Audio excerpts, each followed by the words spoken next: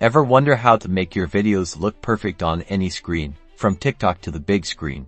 Today, we're diving into Adobe Premiere Pro to master changing your video's aspect ratio, ensuring your content shines across all platforms. First, let's start with how to set the canvas for success.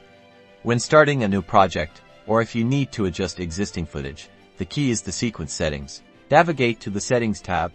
Here, we control the fundamental dimensions of your project. Most of the time, you'll want to choose Custom to have full control. Or, if you're aiming for a specific output like YouTube or Instagram, you might find a preset that's close to what you need. The crucial part is the frame size. Standard widescreen, or 16:9, is typically 1920 pixels wide by 1080 pixels tall. But let's say you want a cinematic look. For that, we can adjust these numbers, or often, select a preset that's already optimized for ultra widescreen.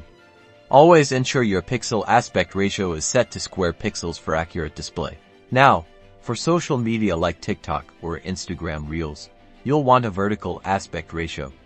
This means the height will be greater than the width. A common vertical format is 1080 pixels wide by 1920 pixels tall, which is a 9:16 aspect ratio.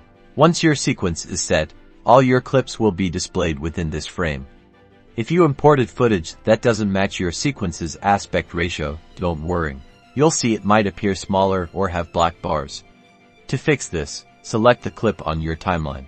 In the Effects Controls panel, you can use the scale and position properties to perfectly fit your footage within the new aspect ratio. For example, if you have vertical footage on a horizontal sequence, you'll scale it up and reposition it until it fills the frame, carefully choosing what part of the shot to keep. And there you have it.